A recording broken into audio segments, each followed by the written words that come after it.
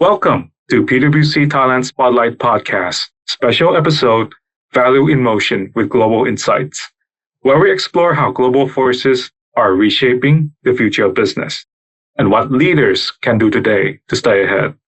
I'm your host, Jerryuth Unnaha, speaking to you from PwC Thailand. In this episode, we're diving into PwC's global research on Valueinmotion, which examines how megatrends like artificial intelligence, climate change, and shifting geopolitics are transforming industries and creating new domains of growth. Joining me today is Alan Webb, Insights Leader and Managing Director in Global Thought Leadership at PwC US. Alan has been at the forefront of this research, and he's here to help us unpack what Valueinmotion means, why it matters, and how business leaders, especially in emerging markets, can respond with confidence. Thanks for joining us, Alan. Thank you very much for having me, Jerryuth. Start us off, could you explain what PwC's Valueinmotion research is all about? The Valueinmotion research is a way of looking at the future. And in the Valueinmotion effort, we looked out to about 2035. We looked at the big forces at work that are transforming the global economy. These are things like AI and advanced technologies, climate change, geopolitical fracturing, social inequality, demographic change, big tectonic forces that are sweeping through the global economy. And the research looked at the role those forces are playing in creating what we call new domains of growth. You can think of these as places where industries are coming together and transforming in ways that meet fundamental human needs in new ways. Needs for how people are going to eat, how we feed ourselves, how we fuel and power society, how we connect and compute, how we move around, how we build things. 9 of these domains in all, which are being fundamentally transformed. And the research assessed both the opportunity that creates for companies of all kinds, and also the uncertainty around it, because the pace and extent of that change is somewhat uncertain. And there are risks as well as opportunities associated with some of those megatrends, particularly things like climate risk, which can be a catalyst for innovation, but also can create economic cost. So we tried to put all that together into an integrated view of the economic transformation possible in the years ahead, and did things like quantify different growth scenarios in different ways of looking at the way the future could play out. We did that across each of those domains of growth. And we also looked at the amount of value at stake, even as early as today, as business model reinvention takes place in the global economy. One figure from the work is that about $7 trillion in 2025 alone will shift across those domains of growth due to business model reinvention as companies transform in response to the forces at work. Thanks for breaking that down, Alan. It's clear that these forces are moving fast. Let's take a closer look at how these trends are interacting. The research highlights major forces like AI and climate change. How do these megatrends interact to reshape the global value creation? And what should business leaders be paying attention to most urgently? Great question. So we did look closely at AI and climate change in particular. These are places that are creating both big opportunities and in some cases constraints. And innovation often thrives when new opportunities and constraints appear on the horizon. So with respect to AI and other advanced technologies that may be enabled by AI, the story here really is one of a massive productivity growth opportunity. We tried to assess what the productivity benefits of AI could be under different scenarios. And the starting point was viewing AI as having the potential to be a general purpose technology that lifts productivity across the board in just about every sector of the economy. So one scenario we looked at included the idea that we could get as much productivity benefit out of AI as general purpose technologies like electricity that 100 or so years ago were applied across the economy as a whole. And when you do that, you can see that even over the next decade, global GDP could be about 15% bigger 10 years from now than it would be if we just continued on our current trajectory. So significant opportunity there. On the climate change front, it's a bit of a double-edged sword. There is absolutely climate risk and we're seeing this play out in a variety of ways. Thailand actually back in 2011 with the flooding that took place in some ways was, an unfortunate leader in experiencing not just the effects of climate risk, but also how it can roll through an economy. When you think about the disruption in the automotive sector, the hard disk drive sector that was affected by that flood, and the work that we did tried to assess what the potential impact of climate risk could be across more of the global economy, using a combination of PwC, climate risk modeling, and also some of the best external research to develop some assessments. And you add it all up and you get a picture of the economy where there's some big growth possibilities. There are some risks, probably more than most leaders have taken into account when they do their growth forecast. May well be underestimating what climate risk can do over the next decade or so. But at the same time, there is innovation opportunity as the global economic system and the global energy system transforms. And in fact, we did some research trying to model out whether or not those forces might balance out. And it looks like if you could get about 10% energy efficiency improvements across the board, that would more than compensate for the emissions associated with the additional AI usage required for all that productivity. And these forces are also leading to the 9 domains of growth that reflect how value is shifting. Could you walk us through a few of these domains and share how they illustrate the changing nature of business across industries? As a starting point, I would say the domains of growth are just a way of talking about economic activity that encompasses the activity that's already going on in a lot of industries and the collaboration that's already growing across industry borders. So for example, if you look at PwC's Global CEO Survey, you would see that about 35% of companies say that they have started generating revenue from sectors other than their core business in the last 5 years. That's 20% or more of their revenue being generated from those new sectors. So this is already happening, but the domains of growth are a way of thinking about innovation taking place as those technology, sustainability, and other forces come together. So I'll give a few examples and some of which may be close to heart in Thailand. So how we move around in the mobility ecosystem. This is a place where I think Thailand is probably in the vanguard when you think about its role in the supply ecosystem of automotive OEMs across Asia, the energy players and the charging networks that are emerging in Thailand, even banks rolling out tailored EV financing. There's a whole lot of activity going on.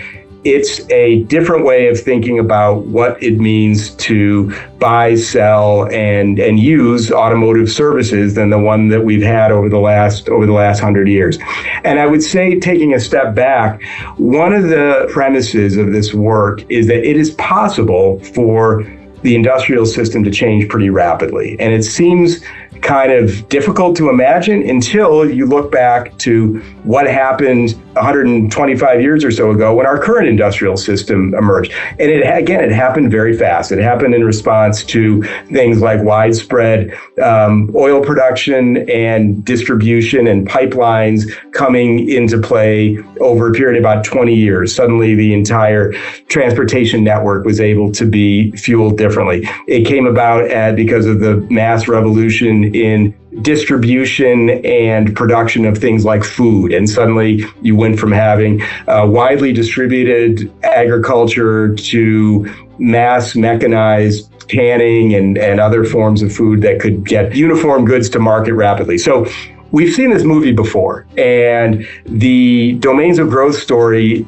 takes on the thinking of what would it look like if that happened at scale today in things like how we move around, where there's a big decarbonization and technology imperative and opportunity, or how we build things. The global construction and real estate sector is a massive opportunity for energy efficiency and decarbonization, or how we care for ourselves, where technology and remote telehealth, combined with things like the economics of healthcare tourism, which is a place where Thailand's been sort of a leader in bringing innovative service into healthcare for people coming from all over.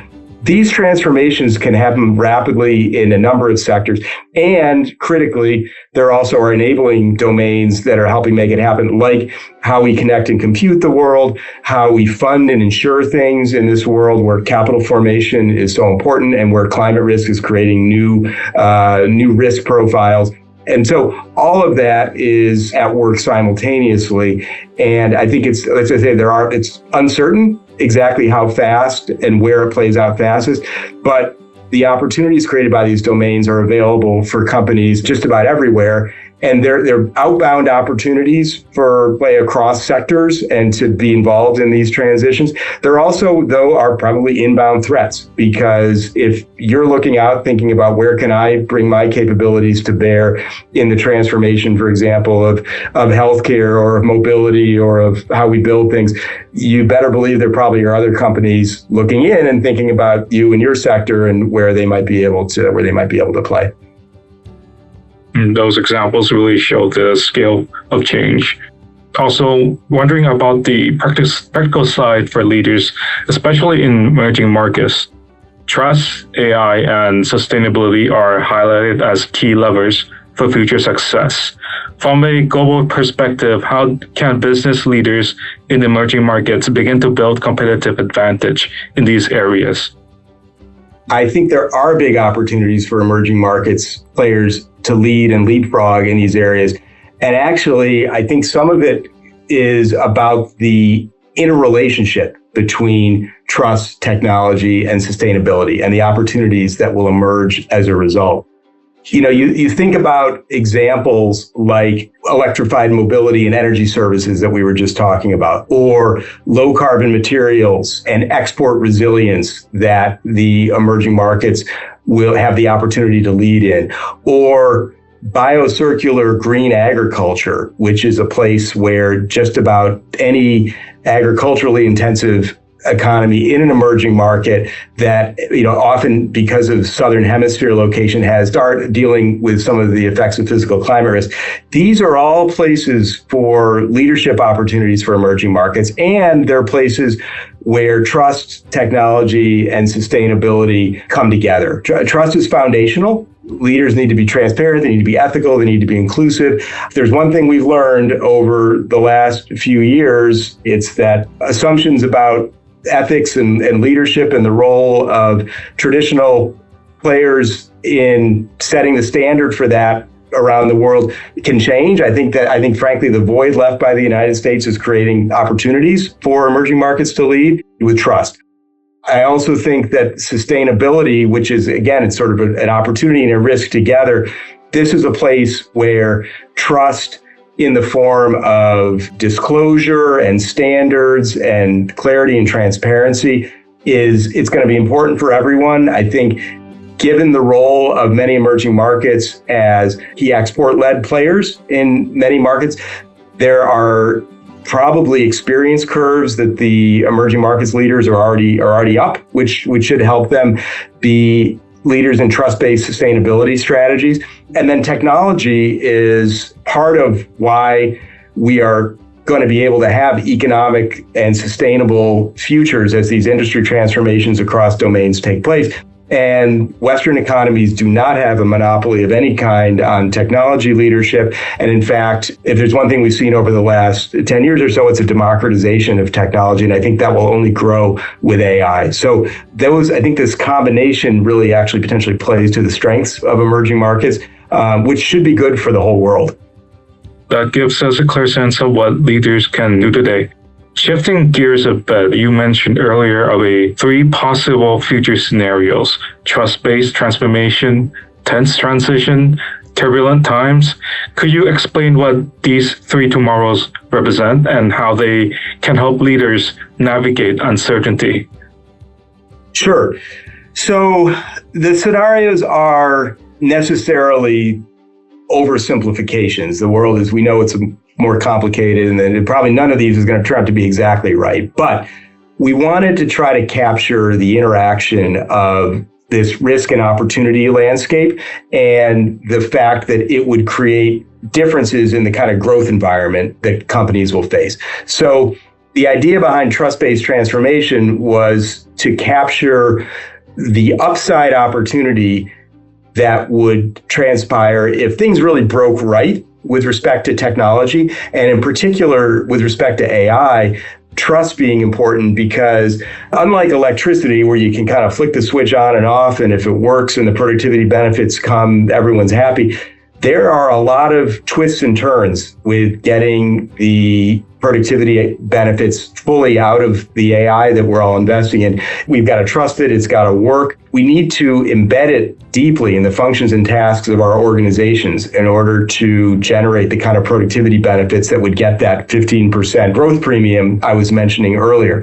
And that is most likely to transpire if we are in a responsible, trust-based AI environment where there are global standards, where companies can interoperate effectively, where data environments work well, where we have bigger data platforms and greater sharing so that the AI can do more. So there's a big trust foundation there. And then in a world like that, it is actually a lot easier to imagine us also making progress on the climate transition strategies required to more rapidly decarbonize. Our trust-based transformation scenario took a lot of the upside of the productivity benefits from a full-on AI transformation and combined it with some of the investment requirements associated with a deeper energy transition and carbon transition. And the good news is that actually the benefits, the economic and transformational benefits of technology and AI could more than pay for the energy transition required to more rapidly decarbonize the global economy. So that is a very positive view of the world. And then you can kind of tick down to the less positive scenarios, the one called tense transition, the one called turbulent times. Turbulent times is the opposite. It's a case where there isn't a set of standards where technology is deployed. Every man or woman for themselves. Corporate ambition takes over from any sense of societal need to have AI serve a broader economic purpose. There also would be less worry about reinvestment of the productivity gains to make employment possibilities for people. That actually it's a case where everyone's kind of optimizing for themselves, and the overall pie is smaller. And there's less surplus available in that kind of world for energy transition. And so the future climate risk that the world faces actually grows in that. And then tense transition is kind of in between. So we think that sort of view of the world is useful for a couple of reasons. One, as I was saying, there is uncertainty about the pace and extent of the industry reconfiguration that'll take place. And watching what's happening with AI, watching what's happening with the technology environment, and that actually can be a leading indicator as well about how fast the productivity benefits, how real the productivity benefits are going to be, and what your return on investment may be. The other thing is, we hope it is an inspirational reminder to global leaders that we're all in this together, and that both the opportunities and the challenges that the world faces today will be better met through a collaborative, trust-based mindset, and one where we're trying to grow the pie together as opposed to grabbing our own little slice. Collaboration seems to be a big theme here, and it's clear that those scenarios help leaders make sense of a complex landscape. To wrap things up, let's talk about action. What practical steps can business leaders take today to activate the insights from Valueinmotion and prepare for the future? We talked about this in the work as a reinvention imperative.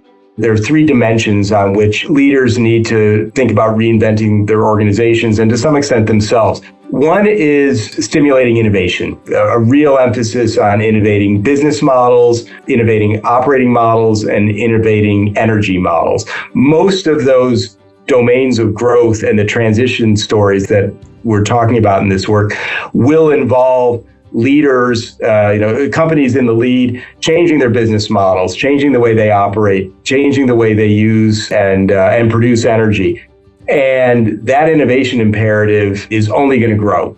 All the management research out there says that companies are often better at talking about innovation than they are doing innovation. Innovation is hard, and we think this is a moment to try to double and triple down on your innovation muscles.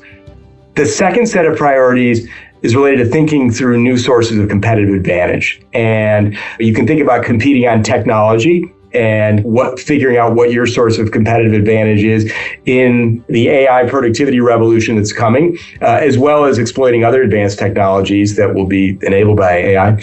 You can think about how you're going to compete on trust and compete on partnerships, collaboration. We've been talking about ecosystems some, and that is certainly easier to do when you as an organization are trusted, when you have a business model that enables fair gives and gets with your partners and have a lot of transparency built around it. And then there's also competing on scarce supply. And regardless of how quickly the world transitions energy sources, there are supply bottlenecks that we all face. There also are scarce supplies related to other materials, whether it's critical minerals or materials associated with production of semiconductors. Scarce supply management is going to become an increasing source of competitive advantage. And then the third dimension is really about the organization and the leaders, thinking about how to overcome the barriers that might hold you back from making the progress you need to. And these include resource and leadership inertia. These include capability gaps, misalignment between business goals and regulations. The world that we're describing probably will involve some regulatory change, and getting ahead of that, turning that into opportunity as opposed to obstacle is a third critical opportunity. I would say on capabilities in particular, there's a question about whether companies will want to build their own or acquire capabilities, either through deals or through partnership, again, ecosystemic partnerships. And all of this is, for corporate leaders, it's something that needs to both enter into your own sense of what you're trying to drive as a leader, your C-suite conversation, and empowering the leaders of your teams and other business units in order to drive that innovation, to drive that search for new sources of competitive advantage, and getting the incentives right so that your people are not just along for the ride, but are helping lead. I'll mention one data point from a recent PwC global workforce survey, which was about AI usage. Only about 15% of global workers say they're using AI every day. Changes by different sectors at 50% on average, which is far too low to generate the kind of widespread productivity benefits that we were looking at in these models. One of the reasons is, we think, based on the data, workers feeling threatened by the technology and by its impact on their jobs and roles. And that too represents a leadership opportunity for leaders to paint a vision for the future that involves both exploiting technology and getting productivity, but also creating a future for the organization and for the workers in it. It's a challenging world, but there are opportunities for business leaders who can prepare themselves. That brings us to the end of today's episode. A big thank you to Alan Webb for sharing his insights on PwC's Valueinmotion research and helping us understand how global forces are reshaping the future of business. Thank you very much for having me, and have a wonderful night. If you found this conversation valuable, don't forget to share and subscribe to our PwC Thailand's channels via Spotify, YouTube, and SoundCloud. We'll continue exploring how businesses in Thailand and beyond can respond to change with confidence, purpose, and impact.